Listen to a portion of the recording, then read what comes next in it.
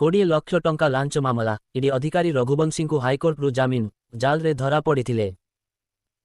20 ଲକ୍ଷ ଟଙ୍କା ଲାଞ୍ଚ ମାମଲା ଭୁବନେଶ୍ୱରରେ ଧରା ପଡ଼ିଥିବା ଇଡି ଅଧିକାରୀ ଚିନ୍ତନ ରଘୁବଂଶୀଙ୍କୁ ଓଡ଼ିଶା ହାଇକୋର୍ଟ ଦେଲେ ଜାମିନ।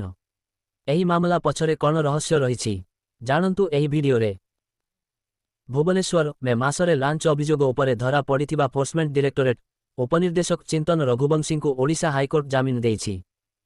ଦୁଇ ଜାମିନଦାର ସହିତ 1 ଲକ୍ଷ ଟଙ୍କା ରାଶି ପାସପୋର୍ଟ ଅଦାଲତରେ ସମର୍ପଣ।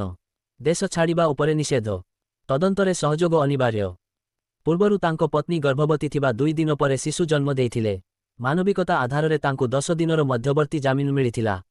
ମୁଖ୍ୟ ଘଟଣା 2013 ଆଇଏଏସ୍ ବ୍ୟାଚ୍ ଅଧିକାରୀ ରଘୁବଂଶୀ ଭୁବନେଶ୍ୱର ଶହୀଦ ନଗରରେ ଜଣେ ବ୍ୟବସାୟୀଙ୍କଠାରୁ 20 ଲକ୍ଷ ଟଙ୍କା ଲାଞ୍ଚ ଗ୍ରହଣ କରୁଥିବା ବେଳେ ଜାଲ ବିଛାଇ ଧରା ପଡ଼ିଥିଲେ।